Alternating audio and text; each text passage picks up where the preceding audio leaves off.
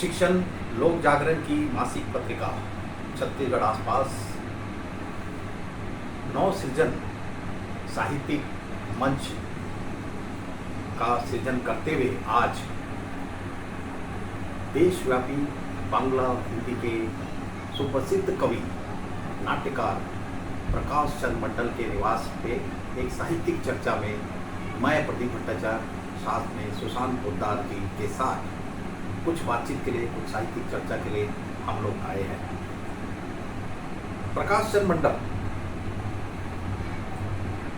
हजारों हजार बांग्ला व हिंदी कविताओं का सृजन किया है।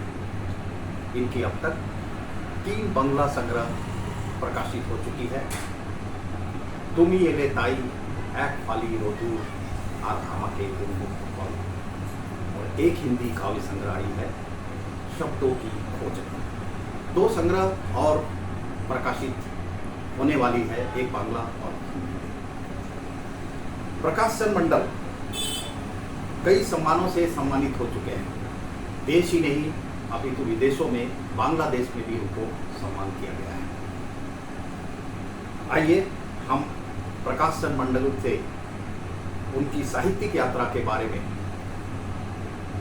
जानते हैं। उन्हीं की जुबानी और फिर उन्हीं के मुखाग्र से हम बांग्ला और हिंदी में 1-2 कविताओं का सुनेंगे। प्रकाश चंद्र मंडल। सबसे पहले मैं छत्तीसगढ़ आसपास की पत्रिकाओं को नमन करता हूँ एवं उनके जो संपादक हैं श्री प्रदीप भट्टाचार्य जी को मैं दिल से आदर से सम्मान करता हूँ।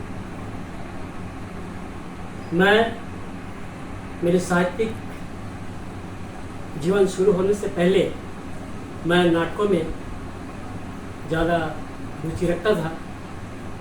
मैं अब तक बहुत सारे नाटक में अभिनय किया हुआ है। बहुत निर्देशकों के साथ मैंने नाटक किया है। बाद में मैंने निर्देशन के क्षेत्र में कदम रखा। बहुत सारे नाटक मैंने खुद लिखा है। उस नाटक को मैंने खुद निर्देशन किया, अभिनय किया और साथ में ऑल ओवर इंडिया में हर जगह उस नाटक का मंचन। मुझे बहुत सारे अवार्ड नाटक के क्षेत्र में मिला।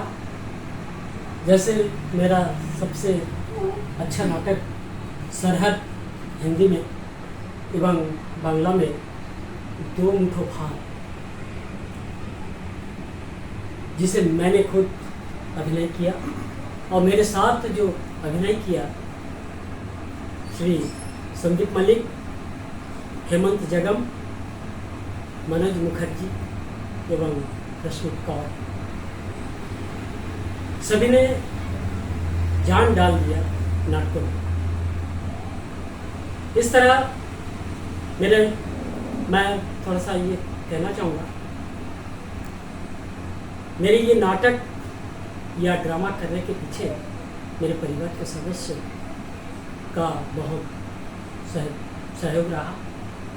मेरी धर्मपत्नी श्रीमती सुनीता मंडल, पुत्र अनुभव एवं पुत्री प्रियंका ने मुझे बहुत ही प्रेरणा दी कि जिसके कारण मैं ये नाटक का जो सिलसिला बरकरार रख सका।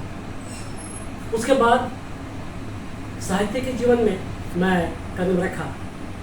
साहित्य से प्रेरणा मिला मुझे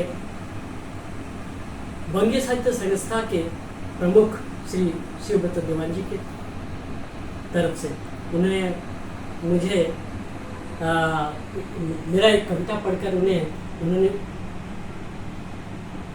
बोला कि प्रकाश, तुम्हारे अंदर प्रतिभा है, तुम अपने साहित्य जीवन में खुद पढ़ो। और मैंने सही में तभी से इनसे प्रेरणा लेकर मैंने कविता एवं साहित्य जीवन में उतर आया। मैंने इसलिए लगातार लिखते गया। मैं 3-4 कविताओं को पुस्तकें लिखा हूँ और साथ में लगातार लिख रहा हूँ। 2 पांडुलिपि तैयार है, उसको मैं 2-3 महीना में उसे प्रकाशित करूँगा और आप लोगों के सामने पेश करूँगा। मैं इसके लिए बहुत सम्मान मुझे मिला, देश विदेश में मिला, बांग्लादेश में मिला, और साहित्यिक के सम्मेलन में मुझे अपने भिलाई इस्पात संयंत्र में मुझे बांग्लादेश भेजा अपने खर्चे से, जिसका मैं तहे दिल से शुक्रगुजार हूँ। मैं और ज़्यादा कुछ ना कहते हुए मैं अपनी 2-4 कविता आपको सुनाना चाहता हूँ। पहला कविता है बांग्ला कविता, क्योंकि रविंद्रनाथ टैगोर को मैंने बहुत पसंद करता हूँ और साथ में काजी नज़रुल इस्लाम जिनका ये महा चल रहा है, तो मैं रविंद्रनाथ टैगोर को ऊपर एक कविता आपके सामने रखता हूँ। कविता का शीर्षक है 25 बैशाख। रविंद्रनाथ टैगोर के ऊपर लिखा गया मेरी अपनी सर्वरचित कविता। সময়ের রথ অনন্তকালের পথে অজস্র বৈশাখের গুড়ি ছুঁয়ে ছুঁয়ে আসে এবং চলে যায় ক্রমাগত সুনির্দিষ্ট চক্রে। কত জন্ম কত মৃত্যু ইতিহাস রাখে না হিসাব তার, পৃথিবীতে সবাই যে নশ্বর হয়, কালের ছোবল এড়াতে পেরেছে যারা, কীর্তির অমৃতে তুমি তাদেরই অর্জন। শব্দ নিয়ে ভাঙচুর অনেকেই করে, কিন্তু শিল্পী কতজন? শব্দ নিয়ে ভাঙচুর অনেকেই করে, কিন্তু শিল্পী কতজন? তুমি কবি, কাল জয়ী, দক্ষ শিল্পী, কথা দিয়ে গান গড়েছিলে সৌধছন্ন সৌন্দর্যে। সংবেদনশীল বাঙালির হাসি কান্না বেদনা সৌন্দর্য বোধ তোমার লেখায় তারা পেয়েছিল রূপ। প্রকৃতির বুকে মুখ রেখে রূপ রস ছন্দ গন্ধ নিবিড় মমতা বোধ অন্তরের গোপন স্পন্দন অনুভব করেছিলে একান্ত আগ্রহে। ভুলমনা বাঙালির স্মৃতির কোঠায় জলে দ্বীপ তোমার পূজায়। ভুলমনা বাঙালির স্মৃতির কোঠায় জলে দ্বীপ তোমার পূজায়। 25 বৈশাখ আর রবীন্দ্রনাথ এক হয়ে মিশে আছে আমাদের সমগ্র সত্তায়। 25 বৈশাখ আর রবীন্দ্রনাথ এক হয়ে মিশে আছে আমাদের সমগ্র সত্তায়। জন্মান্তরে আজন্ম বিশ্বাসী বাঙালি সবরীর প্রতীক্ষায় আরো এক 25 বৈশাখে, আরো এক 25 বৈশাখে, আরো এক 25 বৈশাখে। नमस्कार। बहुत अच्छा, बहुत अच्छा। मेरी एक और बांग्ला कविता है जिसका शीर्षक है दाड़ाओ पथिक तुमी। दाड़ाओ पथिक तुमी কোথায় চলেছ? মলিন হৃদয় ছিন্ন মনে জীর্ণ শীর্ণ কায়। মলিন হৃদয় ছিন্ন মনে জীর্ণ শীর্ণ কায়। বার্ধক্যের শেষ প্রান্তে, বার্ধক্যের শেষ প্রান্তে জর্জরিত দেওয়ালের ঝরে পড়া মাটির মতো দৃষ্টিহীন মজ্জাহীন হাঁটুর বলে তুমি চলেছ কোথায়? বার্ধক্যের বেড়া পার করে তুমি কি ক্ষান্ত হয়েছ পথে? বার্ধক্যের বেড়া পার করে তুমি কি ক্ষান্ত হয়েছে পথে? উপনীত নদীর তেল মোহনায় তুমি কি অভিমান করেছ নাকি সর্বসিদ্ধি লাভ করেছ? তুমি কি অভিমান করেছ নাকি সর্বসিদ্ধি লাভ করেছ? জীবন থেকে তোমার এত তৃষ্ণা কেন? তুমি ভেবেছিলে সবাই তোমাকে মাথায় করে রাখবে, তুমি ভেবেছিলে সবাই তোমাকে মাথায় করে রাখবে। ছেড়ে দাও, ছেড়ে দাও তোমার যত মান অভিমান। তোমার শেষের খেওয়া যাওয়ার আগ পর্যন্ত, তোমার শেষের খেওয়া যাওয়ার আগ পর্যন্ত শেষ জীবনটুকু शांति काटाओ, शांति से काटाओ। बहुत सुंदर। प्रकाश चंद मंडल के बारे में एक चीज़ और बोलना चाहूँगा। अंतर्राष्ट्रीय एक पुस्तक प्रकाशित हो रही है कलकत्ता से, जिसमें देश और विदेश से 2005 कवियों की रचनाएं का एक संग्रह प्रकाशित हो रहा है, बृहत्तम काव्य संग्रह। मेरी जानकारी में संभवतः ये पहली बुक होगी महाकाव्य के रूप में, और हमें खुशी है, गर्व है कि छत्तीसगढ़ से भिलाई से प्रकाश चंद मंडल की भी कविताओं को उसमें किया गया है। इसके लिए बहुत बहुत धन्यवाद, आभार देते हुए अब हिंदी में उनसे एक दो रचनाएं पढ़ने का आग्रह करता हूँ।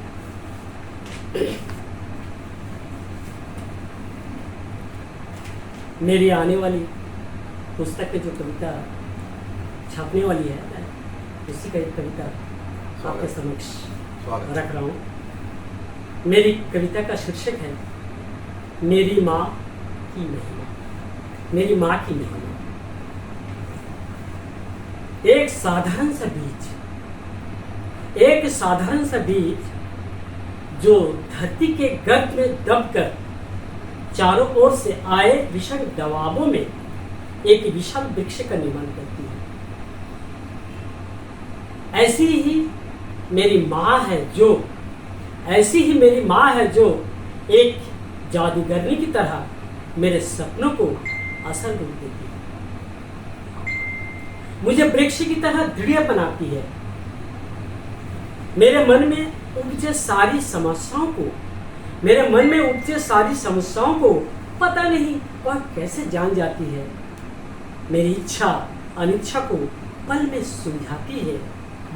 मेरी माँ छाए की तरह है, मेरी माँ छाए की तरह है। सूरज के तेज गर्मी से निजात दिलाती है, कोमल बाहों में जकड़कर हमें नरम बिछौने में सुलाती है। माँ मेरी दुख के पलों को, विष को अमृत की तरह खुद पी जाती है। माँ मेरी दुख के पलों के विष को अमृत की तरह खुद पी जाती है और मुझे सुख के सपनों में सैर कराती है। ऐसी ही है मेरी माँ, ऐसी ही है मेरी माँ। तुझे मेरी बारंबार प्रणाम। तुझ जैसे माँ मुझे जन्म जन्म तक मिले, तुझ जैसी माँ मुझे जन्म जन्म तक मिले, यही मेरी आखिरी ख्वाहिश है, यही मेरी। बहुत सुंदर, बहुत सुंदर। धन्यवाद। एक रचना और हिंदी में प्रकाश चंद मंडल की, उनके मुखाग्र से।